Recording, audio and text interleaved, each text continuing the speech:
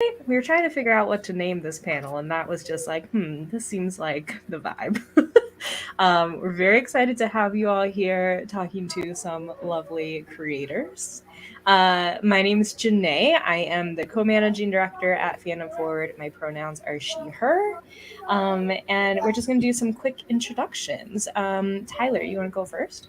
Yeah, absolutely. So, hey there, everyone. My name is Tyler Starr, and I use he/they pronouns, and I'm the president and creator of the Protego Foundation, a 501c3 nonprofit organization focused on mobilizing the Wizarding World fandom to help the magical creatures in our non-magical world. So, really excited to be here. Awesome. Jesse, you're next on my screen. I think y'all are in the same order, but do you want to go first? Yeah, I can go Or first. second? Second. My name is Jesse Blount. I am one half of #Ruthless Productions, and we focus on hilarious yet ruthless YA and other textual analysis.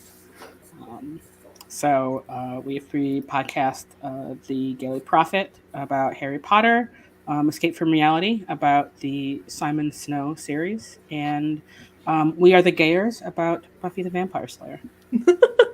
I had missed that title somehow until now. It's a live reaction. Lark, since you're the other half of that, do you want to go?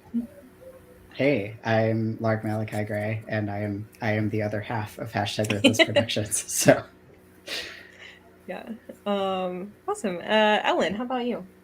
Sure. So I'm Ellen, pronouns are she, her, and I run Ellen Fragrances, where I create handmade candles and perfumes based on some of my favorite fandoms. Yeah, I have so many questions about like how fragrance making works. I feel like I need just like to pick your brain on an email. Thanks. And Katie. So I'm Katie Meek. I'm the creative behind Fandemonium Design. I'm in my first year since I kind of relaunched my business as a fan focus. I focus on creating what I consider wonderfully nerdy artwork that won't freak out your dinner party guests. Basically, artwork that you can have in your home that's aesthetically pleasing, just like any other fine art piece, but is also wonderful celebration of your favorite fandoms and those moments. My current focus for 2021 has been Doctor Who. Nice.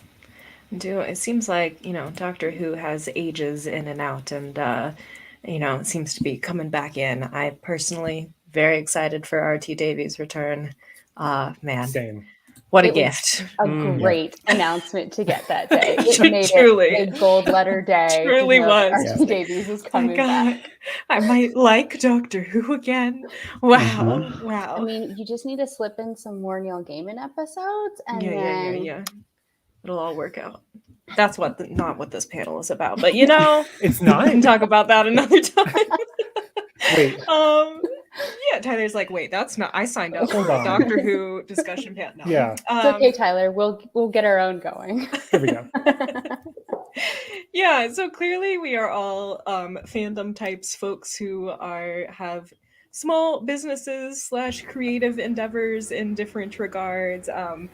Tyler and I are both coming from a nonprofit, small shop perspective as well. But I also kind of like, pointing out that, there are nonprofits that have small creative businesses as well that help with our efforts. So it's cool to have like a nice mix of people here.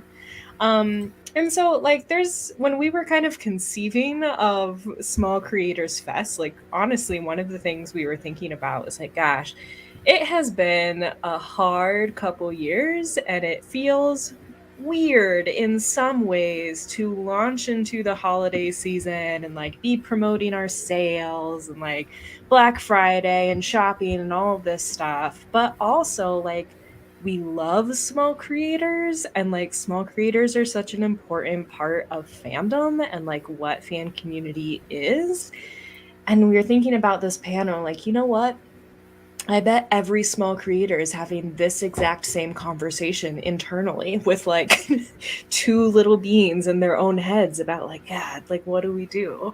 So I guess I'm curious about like how true or how resonant that is for each of you of like how has it been in this time as like small creators and small business owners kind of figuring out how to promote your work?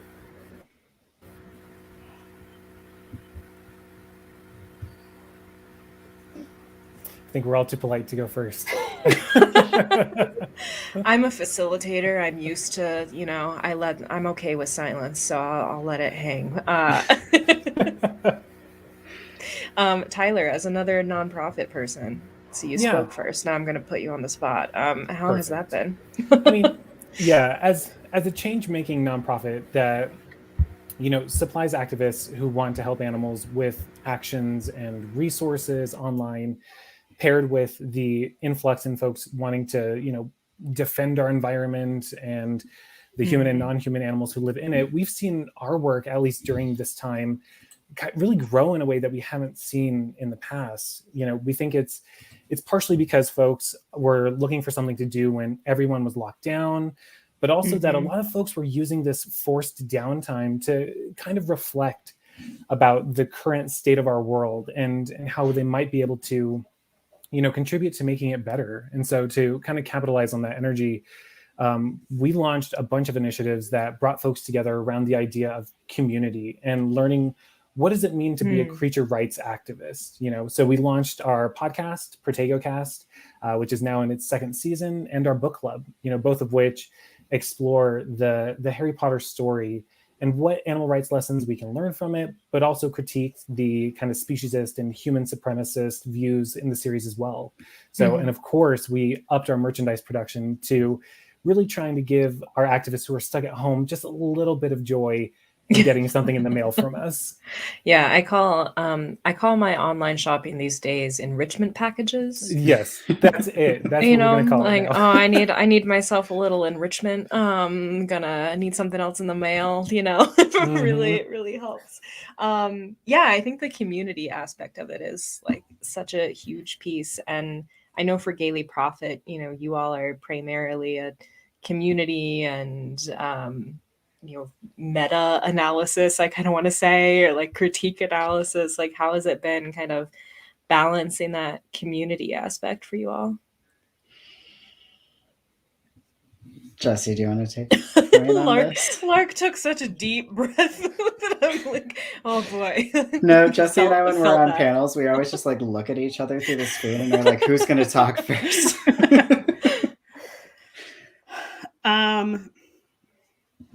Yeah, I feel like I think for us, just because with the pandemic and all other kinds of political things happening, we've just it sort of felt extra important to create a space for people to laugh and have some joy in their lives. But it is also a little bit weird at the same time because we are 100% just supported by our patrons and our merch sales, kind of being like, I know everyone's like losing their job and sad in your house, but please support us on Patreon and buy some t-shirts. That is one of the weird places, is that like we've talked on and off over the years about having advertising on our podcast and like always land in the same place, which is like we would have to actually endorse whoever was advertising with us. And like, I don't think that we can do that. Like most of the options available are not people we would be comfortable advertising for. And so that means that we are entirely, this is my full-time job. So like we are entirely dependent on our listenership to fund us. And then, it's weird. It's like, cool. So like please keep keep paying us because we're like too moral to engage in this like other capitalist system. But then like, how is this moral also to be like constantly begging you all to give us money in this like bizarre time that we're living in? Yeah.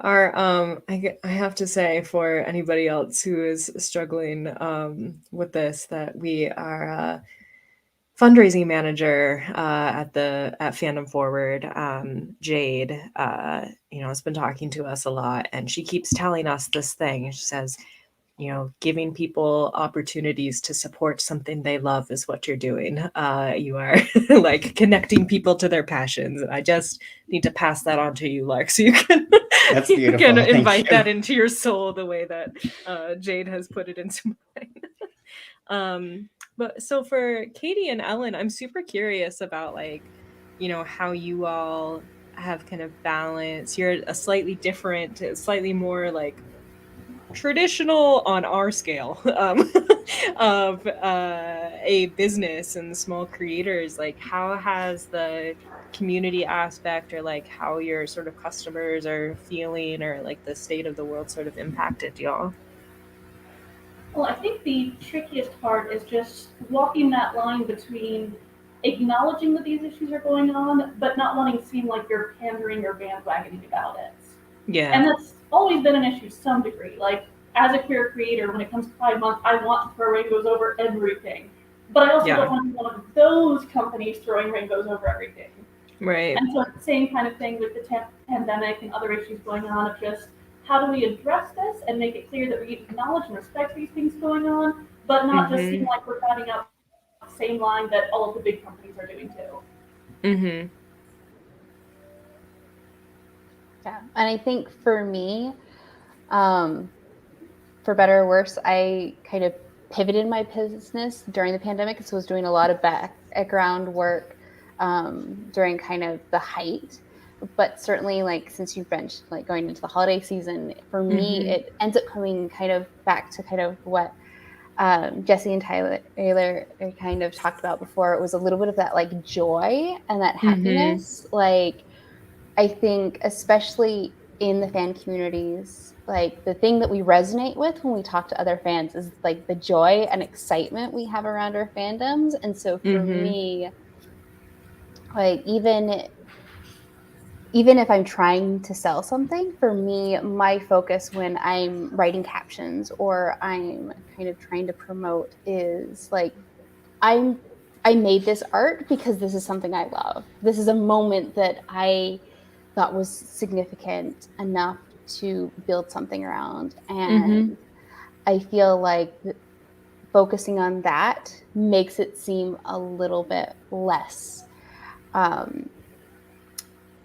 of traditionally capitalist in like, I'm wanting to share this moment with you. And I think this is cool. And I hope you think it's cool too. And so hopefully that can kind of be what fuels this transactional relationship that we are ultimately going to have if you buy my work. I think that describes it perfectly because it's like, yes, there's a product that I want to sell you and take your money in return, but also there's this authenticity where I care deeply about this fandom or this thing that I'm creating, and I want to share it with you because I know you care deeply about it too.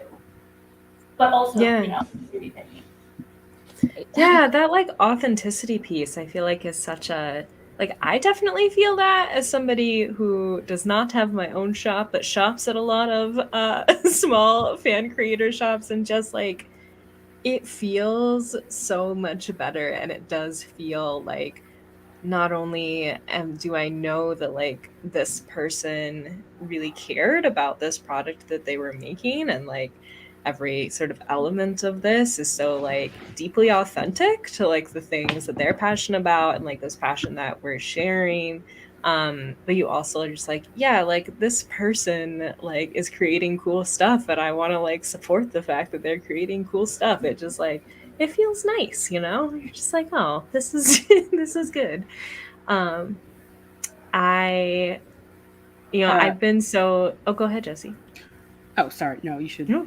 I'm transitioning, so you go. Oh, I just wanted to also mention that what every once in a while we will have a post about where the money is going towards. If we have like a fun, like donation drive, or just to remind folks of like where the Patreon money goes to, and it goes, to Lark and I, and Yeah. just as kind of a reminder, just to like, because I feel like transparency is really important, especially since all of our funds are coming from our fans. Just to be like, and just so you know, Yeah. Yeah, this is totally. helping pay Lark's bills because this is his full-time job. Yeah, you paid the water bill this month. Thank you for that. Yep. It's like really big news in my house that I pay our mortgage now. It's like my paycheck. That's the contribution. I'm like, Nice. yeah, Nice. Congrats. Cool. Thank you. It's a Snap, really snap, big snap. deal. Yeah, I saw y'all's Instagram post about that, I think a couple days ago, and I was like, wow, look at that. It was really cool to see. I appreciate that kind of transparency. Yeah, we try. We have it like on Patreon. We have it like broken down. We're like, here's our like every month expenses. Here's what the like sometimes expenses are. Here's what we want to make per hour. Here's what we're currently making per hour. Like, here you go. Just have it. We just want you to have all of this. Here it is. Yeah. Yeah, if we're gonna ask people for money, there shouldn't be shame about like what happens to it. Yeah. You should know you're paying for it. Here's where your money is going.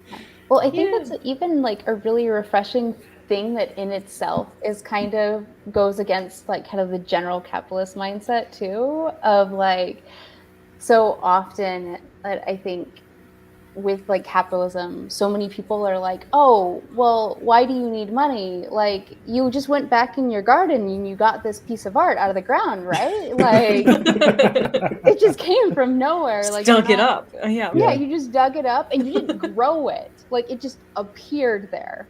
And so, like, you don't have, like, you're not working for this. You're not having to pay for like your software or like your electricity or anything that to produce, whether it's a podcast or art or fragrances, like whatever it is. Like, a lot of times there is that mindset of just like, oh, well, it's going, like, big corporations just use their money for whatever, so clearly you're just going to use the money for whatever. Where like I love that transparency, and it's kind of inspiring me on my end of like of being able to really kind of show that, and that like, no, this is actually something that is going directly to me. It's helping me continue to live my life, reinvest in my own business, and continue to make like cool stuff. And but like, even if it is like paying Lark's water bill, that means he can continue to have water and make cool things. Have water to drink while I edit podcasts. Exactly. It's important. Dehydrated editing is probably a bad idea. It's terrible. So I guess this is y'all are kind of segueing naturally into you were talking about kind of decisions that you make because of the values that you hold as creators. And like, this is something that I think is so interesting about the way that small creators, small businesses interact with capitalism, because so many of our decisions are fueled not just by like what is going to be successful, but like what are my ethics and values as a human. But sometimes that can be a really hard line. The example that I always think of, that lots of people probably are thinking of too, is like Facebook. A genuinely kind of terrible place. Also one of the best places to market. So I'm curious of like, you all, if there's other decisions you all have made that maybe you wouldn't have made if you were just in it for the money, or if there's frankly, like, if there's decisions you make that you're like, you know what, I have to do this because I have to pay my mortgage. Like, how do you kind of balance that line, So I'll jump in because this is or Ellen, do you want to go ahead? No. I was just commenting on the silence. You have something to actually say.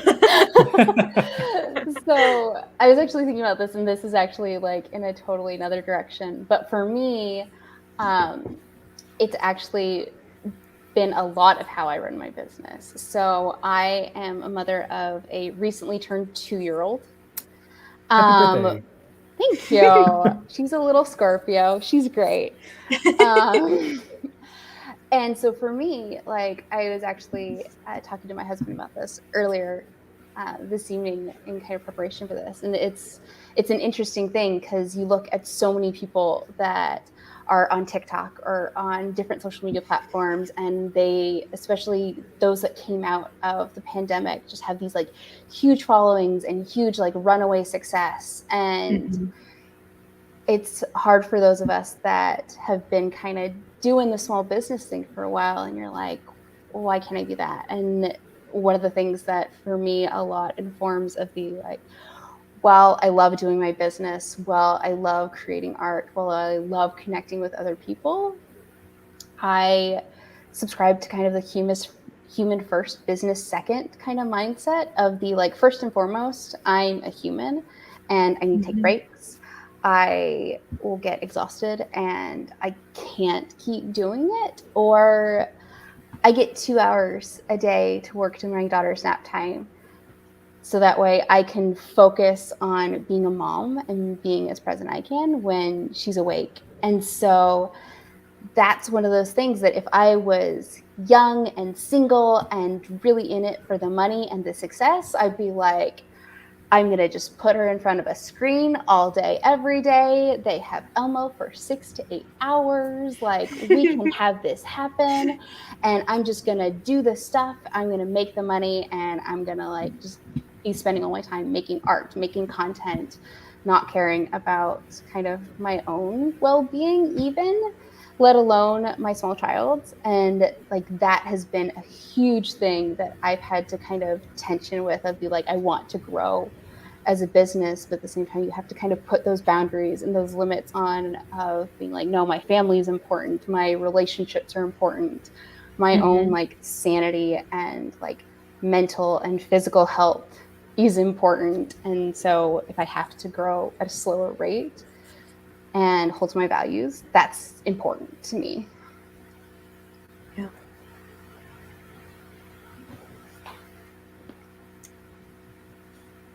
I guess I can speak to this. I mean, so I said earlier, like, one of the things that we've decided is like not having advertisers on our podcasts. Like, we have an advertisement section, which is like one ad for like supporting us in one way or another, and then one ad that's like a joke based on the chapter that we're talking about that day.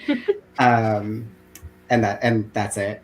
But I think like the biggest thing maybe that we've done is that I think early in 2020 we de-hierarchied our Patreon. So instead of having tiers that have different rewards for like different levels, we were like, you know what?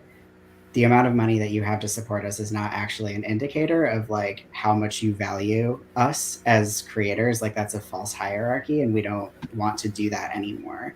So we have 2 tiers still, but they both have the same rewards. So it's just like everyone gets the same thing. If you want to give us more money, cool. If you don't, cool. And that felt really good to make that shift. But not just in terms of like, oh, this fits with our morals, but also like the pressure. I think, speaking to what you were talking about, Katie, the pressure that you feel when you have like $25 patrons and you're like, I have to retain these $25 patrons. Like, they have to get enough whatever to want to keep supporting me at this level. Letting go of that was like so great for my mental health. Like, I don't want to speak for you, Jesse, but personally I was like, this is such a relief. No, actually it was a relief, and especially because I have mental health issues, among other things. It's producing consistently every month is a goal and not necessarily a sure thing. So it just kind of definitely helps just in like the long term sustainability of our podcast, about just kind of the amount of like the kind of works we put into our Patreon content, which is still a lot. Don't get me wrong. Yeah. Yeah, and like people surprise you. Obviously a like sort of pay what you can model doesn't work in every scenario, especially when you're dealing with like physical items that like it costs money to make. As Katie said, you don't go dig physical products out of the garden. It would be so much easier if I could. I Yeah. swear, guys, if I could, I absolutely would. Yeah, I wish I had a garden of like just cool objects to dig up. But what you're talking about, Lark, reminds me of the way that we handle tickets for Granger Leadership Academy, our conference. It's interesting because we really took a hard look at like, what is the goal of the conference, and like what is it that we're trying to promote, and like how do we want to approach ticket sales for this thing. And we moved to a pay what you can model a couple years ago, and I'm just like continually surprised and humbled by how many people like, actively choose to pay more than the minimum. Honestly, I'm always like most touched by the people who will add like $2 to their base ticket, or just like clearly like really thought about like pay what you can as a real phrase, you know? So yeah, I think that's one of the like the beautiful things about fan communities, is that I feel like people do actually like for the most part have a real understanding of like what that value means for something that they love and appreciate, whether that's a product or a piece of art or a community or creator that they're following. It feels like that culture in fandom spaces is like much more prevalent than maybe like the average population, Have you all found that to be true? Yeah, definitely. Definitely. I mean, just the fact that we have patrons at our like higher tier who are getting the exact same thing as like every time we get a $21 patron, I'm like, hi, thank you. That's so cool. That's funny.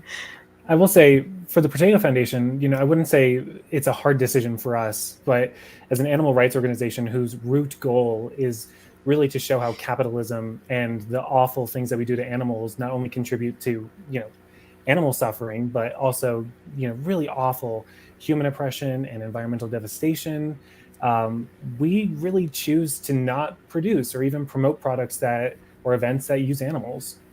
We do that, as an organization and as a collective group of activists just trying to fight the end of oppression in all forms. And so we can't actually, hold true to our mission if we do something that promotes something, made out of the skin of somebody or using something that's stolen from somebody else. And so that always goes into our merchandise, and the kind of philosophy that we have when we promote stuff as well is it has to at least stay true to our mission of, dismantling this oppression that is everywhere. Yeah. And like you said, it's not always a difficult decision in terms of how hard is this decision to make, but in terms of the consequences and effects afterwards. Yes. My biggest line in the sand, especially this past year, has come down to in-person events. Because as someone whose product is modeled entirely on how it smells, most of my sales tend to come from conventions and crafts fairs and people who are able to try it before they actually buy, understandably enough. And so there's been a lot of times, the biggest example is earlier this year, pretty early in the year. I think it was when the vaccine was like in the news, but it hadn't been finalized and released to the public yet. And I got an email from, and I won't name names here, but one of the biggest conventions in the state who I've been going to for years. I always get like by far the most of my profits there. They tend to pay for the majority of the rest of the year. And it was saying that they were reopening the convention and inviting me to come back as a vendor. But the entire email was just really gross, for lack of a better word. It was very, well, now that the government is finally letting us do this, it didn't address COVID at all. It didn't say anything about safety guidelines or precautions. Yeah, I see the face that you're making, Jesse. That was exactly the face. And so I had to go ahead and turn them down. And I've done that repeatedly for a bunch of different conventions since then, although none quite on that scale. And Mhm. I'm being very, very selective about where I go to sell my perfumes and my candles, because that's just an ethical line in the sand that I'm not going to cross, even if it means that I have less sales over the course of the year. Mhm. Yeah. Yeah, the loss of the I mean, pour one out for all the people who work for convention production companies who have Oh, had yeah. a really hard time. That entire industry has been turned on its head, but also just, for all of us who are, so connected to the convention circuit, as we call it. It's been both stressful and like sad to watch some of the reactions, but also a little bit inspiring. I feel like I saw a lot of folks really like rallying and like coming to support like the people who would normally be at conventions, and like folks kind of supporting each other, and like that was really nice to see. As with all things in the last 18 months, it's been a bit of a mixed bag, but it was nice to see some of the community elements around that. So Ellen, I'm so curious, how are you working now with a less in-person field? Well, I definitely, like you said, there have been a bunch of movements like this one of virtual cons, virtual craft fairs Mm-hmm. that are bringing people together online, and that's been fantastic. Because they do tend to be a bit smaller than, the huge conventions with dozens, hundreds of people walking by your table. But it is also a much more close-knit community. People are a lot more willing to take chances and support other creators, so that's always Yeah. nice. And I do also get at least a small trickle of repeat business from people who have tried them before, know that they like them, and Yeah. are coming back, month after month to get their refill. Yeah, that's awesome. So I want to ask a related but slightly different topic question. I feel like we would be remiss to not to mention in talking about all of the conundrums we face as small creators in the fandom space. What the heck we do when it turns out our beloved franchises and or creators are super problematic. What that means for us.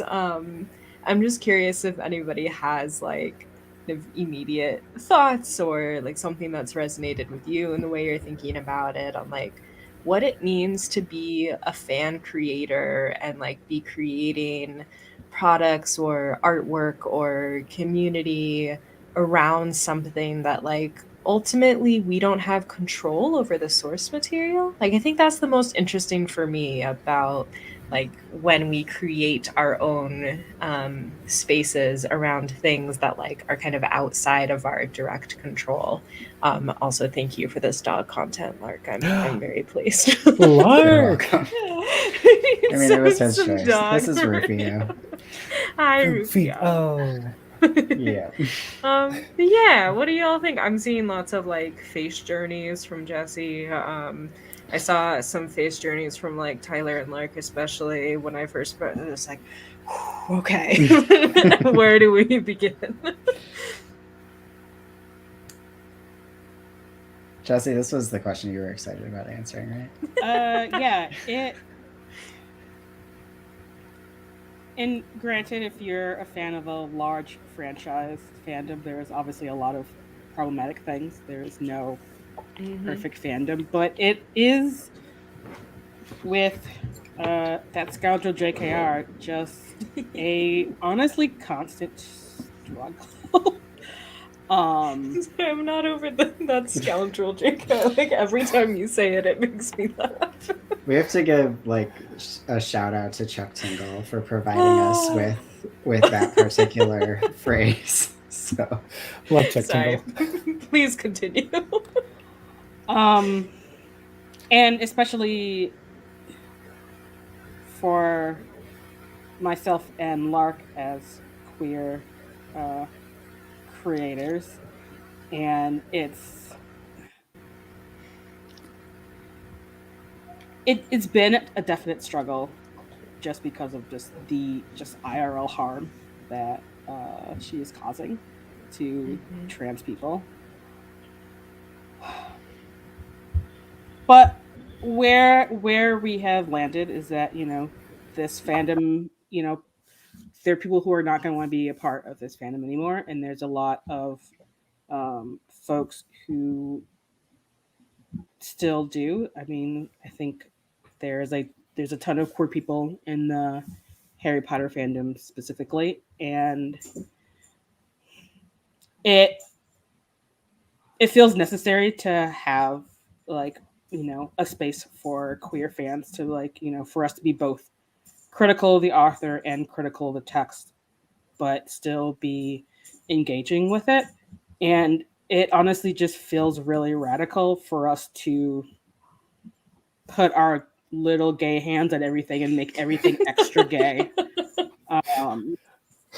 So, I mean, we have merch and also an strict headcanon that Hagrid is a closeted trans woman, and I know for a fact that is something that would make that scoundrel roll over in her grave. She's not dead yet, but it still would. And I also know that us talking about like queer issues and queer people and just being nerdy queer adults talking about Harry Potter has also just been a source of inspiration for people who want to come out or people who have realized things about their identities in a way that's just like is very powerful. And so if there are still ways that through the fandom we are improving people's IRL lives, then that makes it worth it. So, and also just telling everyone to never give any of the official merchandise or give her any money ever again, as often as we can say that from every platform. You want Harry Potter stuff? Give all your money to these people here. Yeah, and there's so many people making awesome HP related merch that like, let's be real, is better than any of the official stuff anyway, and it keeps money out of a incredibly transphobic person's pocket. Yeah. So I think one of the things, I mean, obviously we had a real reckoning last summer and made our decision to continue making the Gaily Prophet based on feedback that we got from our community. But one of the I think really tangible ways that I have noticed we've reacted to, which I don't even know if it was conscious on our part, but I was thinking about this panel and looking at our shop, and I was like, oh, we phased out all of our apolitical Harry Potter merch. We don't have any merch left in our shop. Some things that are still on sale selling out, like a really cute Myrtle sticker, but everything else that we have left is very, very overtly political in one way or another. And that, in terms of Harry Potter stuff, that's it. That's all that's left. And I was like, oh, I think this is a way that this has directly impacted what we're creating. Because we're no, done with all of that. That definitely resonates with me. When I first started the business and first started going on social media, I was already pretty opinionated, but I'm running a business. I need to take it seriously. Keep all of the political stuff to your personal account. Don't let it come into the business feed. That went right out the window these past couple of years. And so definitely I think one of the most important things is just making that very clear, unambiguous stance, especially as somebody who sells Harry Potter related fan things, to say, this fandom, okay. That person and her ideas and the harm that she does, not okay.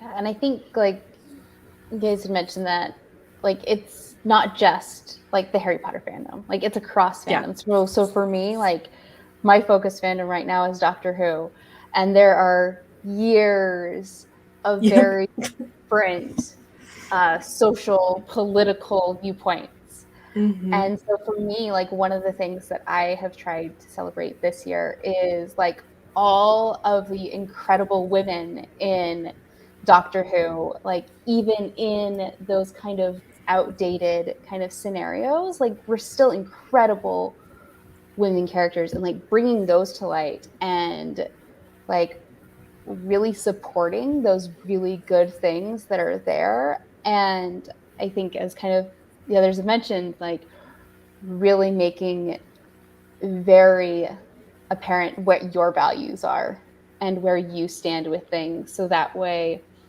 when somebody comes to me and they're like, oh, well, there's this problematic thing, it's like, but she's talking about women's health rights.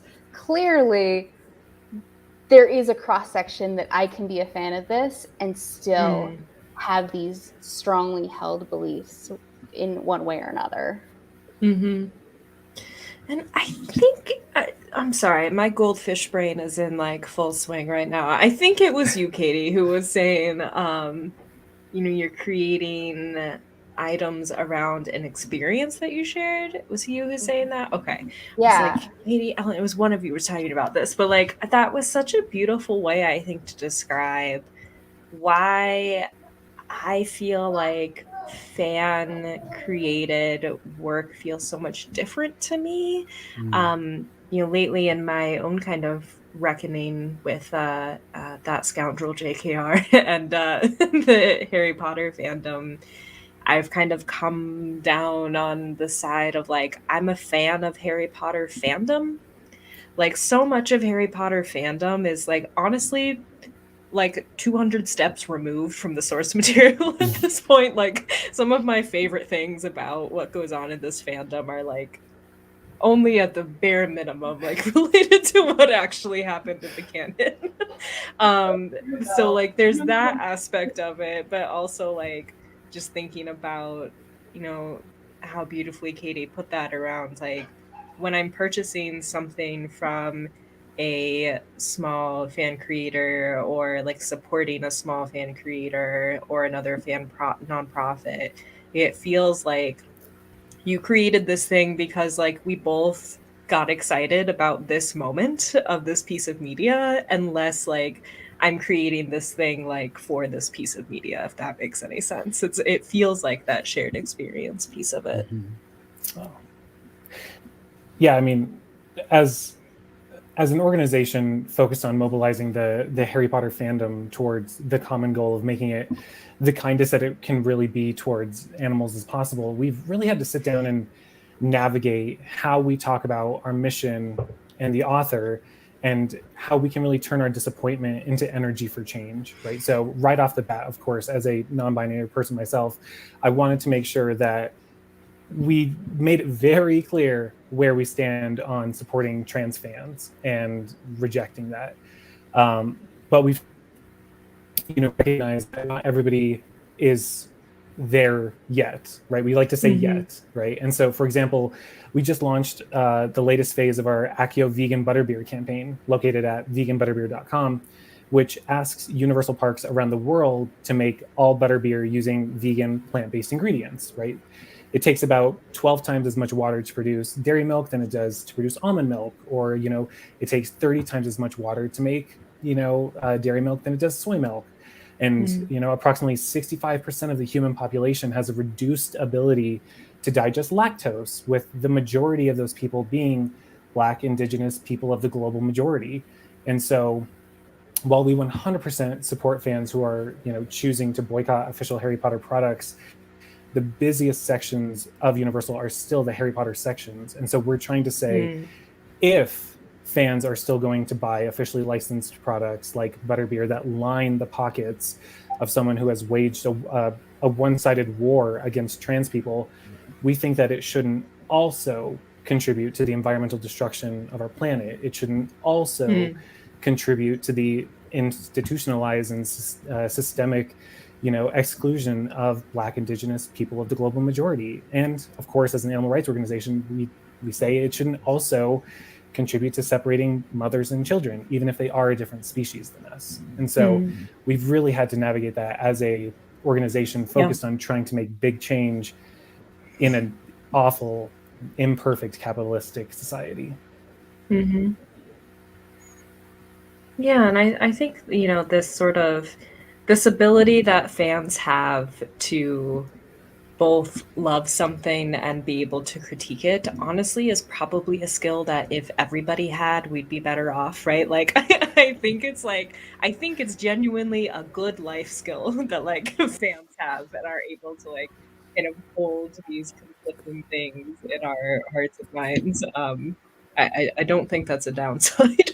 I mean, honestly, those are the best conversations, like that Yeah. really, and I feel like it really shows how much you love it. Like if you're willing and able to critique it, like Yeah. clearly you care enough about it to talk about it. Like back in the before times when my husband and I would go to movies, like we would get out and the first things that we would say were like, "Oh, what did you think?" It'd be like, "Oh, it was good."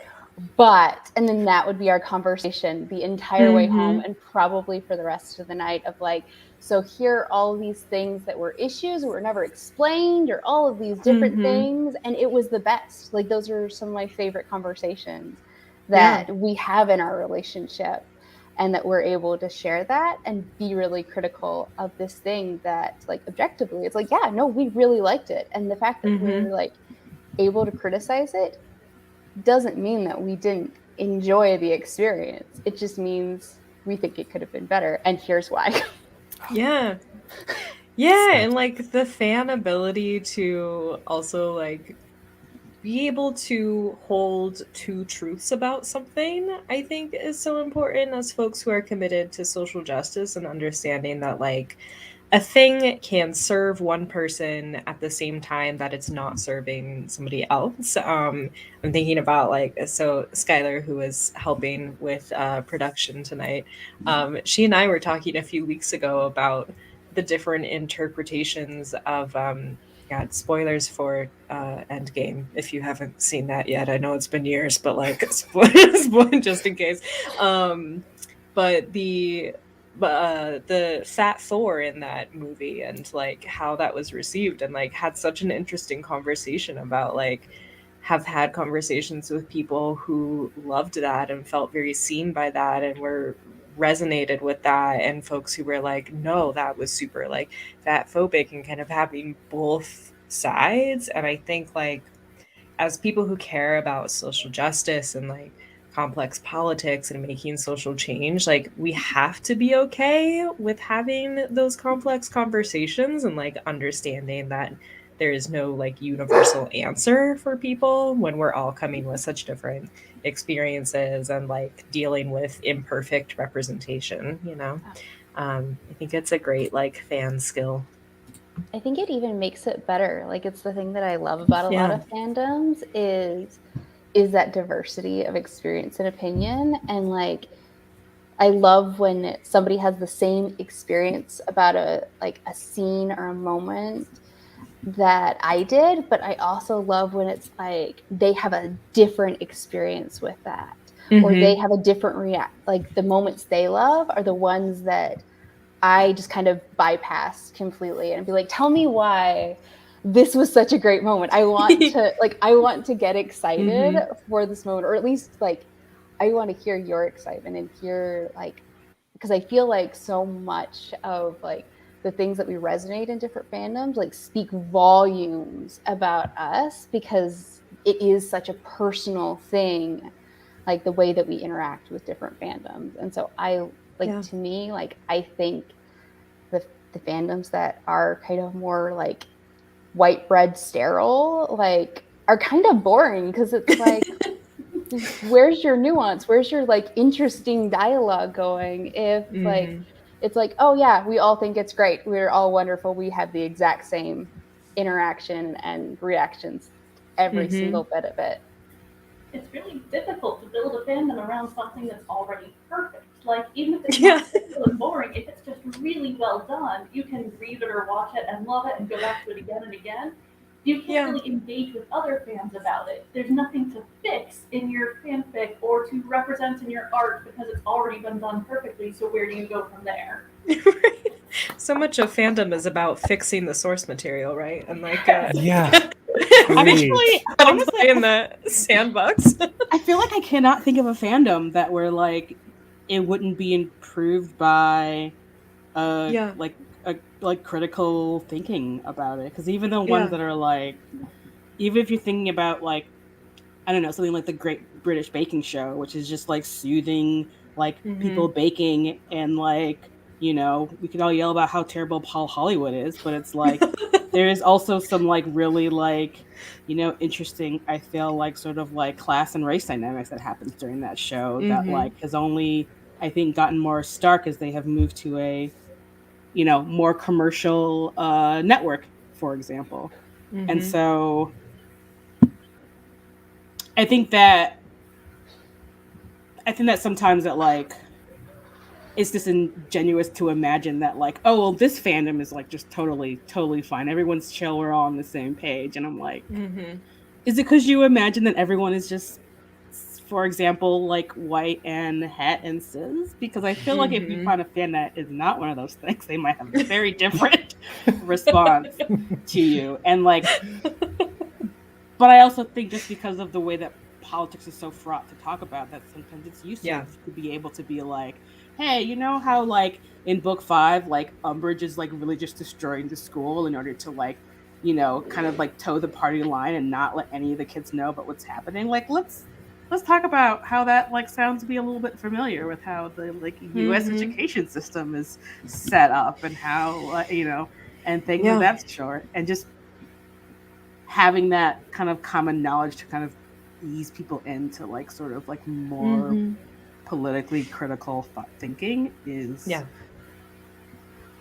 I mean, obviously for Fandom Forward, like, yes, that's kind of the whole point, but also just like having that shared language where you're just kind of like, oh yeah, I want to know about like wizards and magic and stuff, that sounds cool. And then all of a sudden you're like, that's right, kids should be like, fuck the system, like we're gonna just take over this. We're gonna have our like, you know, teenage revolution about teaching ourselves what's really important.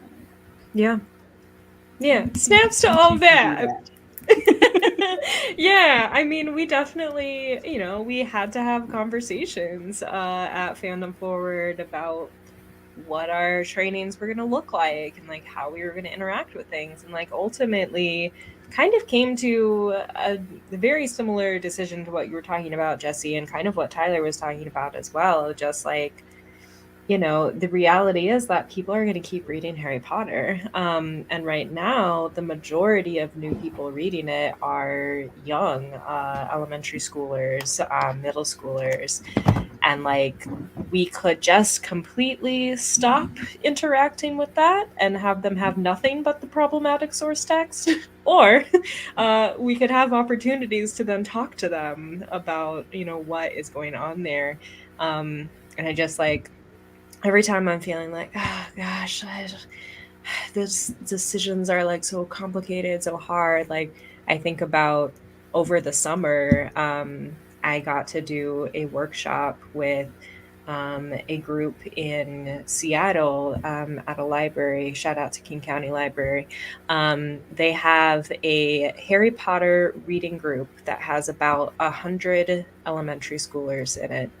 And every week they read a chapter of Harry Potter and then they do a fan activism activity. And so I was in this workshop with like 100 elementary schoolers, talking to them about intersectional identity and social justice to like these 9-year-olds and like 8-year-olds.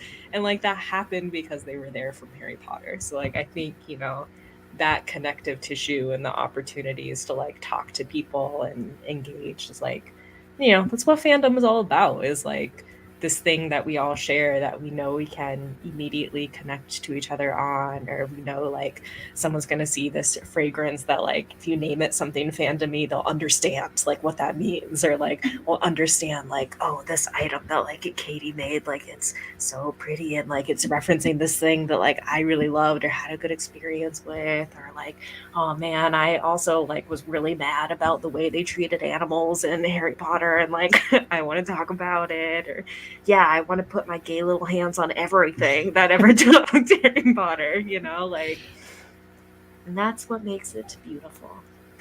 That was probably the most wholesome thing I've heard in a long time, Jenny. Like, bless you. I'm going to play this clip back all the time now. Also, shout out to that rad librarian. Just out there doing the good work. Oh, Devin, indoctrinating snaps those to you. children Yeah. to let this Bless. Alice second life. She really is. a hundred Snaps to kids. them. Bless them, truly. Yeah, they were ready. They were ready to go.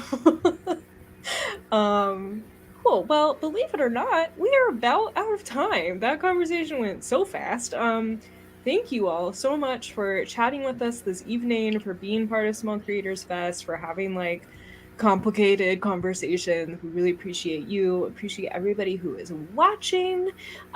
We are all about self-promotion always, but especially during Small Creators Fest. So I want to give all of you a chance to plug away whatever you want to plug. We have some banners we'll put up with your links and whatnot.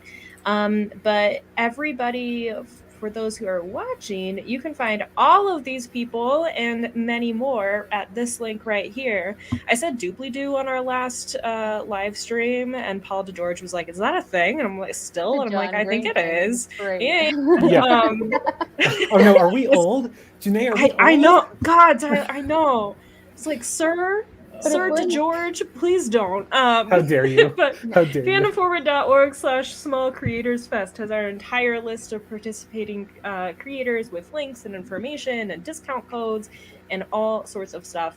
And you can actually find Fandom Forward's merch at fandomforward.org/shop.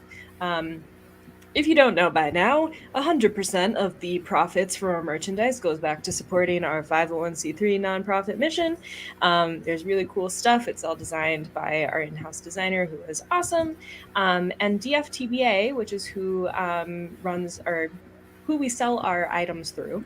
They are also awesome, and they are having a early Black Friday sale actually starting this weekend, so special heads up preview. They are doing some discounts across the site and free shipping on any order over $100, which counts for everything in your cart from DFTBA. So like if you wanted to shop at Fandom Forward and then buy some stuff from like Black Girls Create and like The Star Won't Get Out, and you put it all in your cart, if that all adds up to $100, you get free shipping. So it's a super like great opportunity to shop from a bunch of cool people who are all housed through DFTBA. But let's see, I'll go in reverse order of what I did last time. Ellen, what's up with your shop?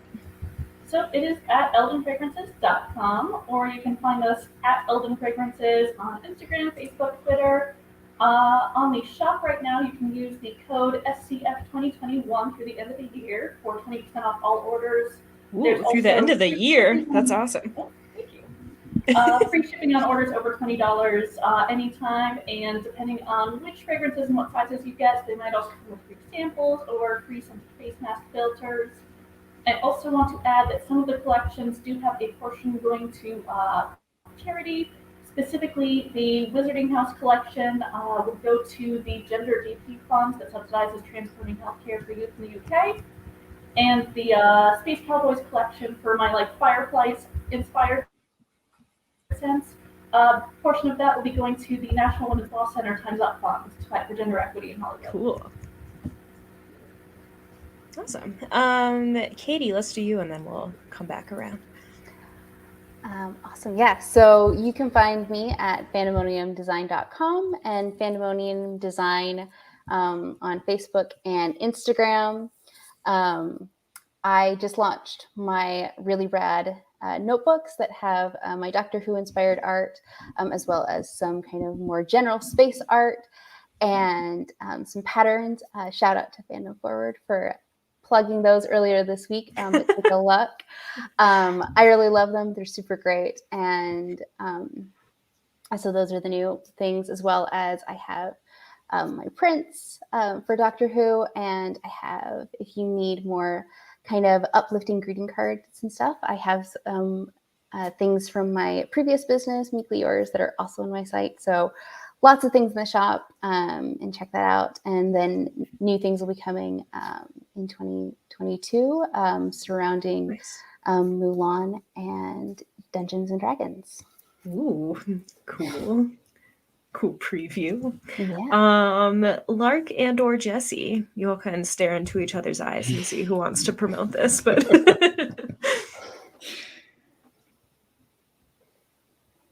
staring's happening. I'll do it. So we're at #ruthless.com. That's where you can find our shop. I know we've mostly talked about our podcast, but we do have a very rad shop where you can get some very gay, extremely gay Harry Potter merch, but also we have some very gay Simon Snow merch. If there's any Simon Snow fandom folks out there, it's not as exciting that that's gay because the book is gay, which bless. But the merch is great. We have like a sticker of them making out in space. Nice. We have what else? We have like a Merwolf shirt, which is fantastic. We have the shirt that I'm wearing right now. We also have like some Buffy stuff and some things that are just like funny things that we've said on the show. Like one time Jesse said my vegetarian phase lasted longer than the Confederacy, and then we put it on a mug that you can buy. And by just in time for the holidays with your family. Surely. Exactly. And yeah, by listener request, a thing that I like to say is throw your parents into the sun, and I put that on a throw pillow because puns and queer culture is throwing your parents into the also sun. perfect for the holidays. Exactly. Like you really just slam dunk all the way. You really could have the just being passive aggressive at your family kit. The collection, and yeah. Someone recently ordered 2 of them, and my partner was like, 1 for each parent, and I was like, fingers crossed. I hope that's where those pillows are going. Incredible. Yeah, you should check it out. It's great. Well, Tyler, I don't know how you're going to follow that, but I'm not. Go ahead. But here we go. Yes, the Protego Foundation, very similar to Janae and Fandom Forward. We are a 501c3 nonprofit, and we're 100% volunteer run. So all the money that comes from our shops and from generous donations does go directly to our campaigning work and all of our upkeep. So you can find us at protegofoundation.org. We also have a link to our store Envy in there, where we just sell a bunch of really cool, the latest and greatest creature activist or creature rights activist merchandise and really random, obscure animal rights messages from the Harry Potter series. So yeah, I'm a big fan of especially Modesty Radnot. Obscure animal rights quotations from the Harry Potter series. I tell you. I like it. I'm waiting for the day that somebody stops me and says, "Oh, I love your Modesty Radnot shirt." And I'm going to be like, "Wow, you know who that is. Thank you." So, yes. I love it. Well, you all have been a blast. Thank you all so much. Only wonderful people make this kind of conversation fun to have. Fandom people are the best. Thank you all again. Have a great night, day, morning, wherever you are. See you all again soon. Bye, y'all. Bye.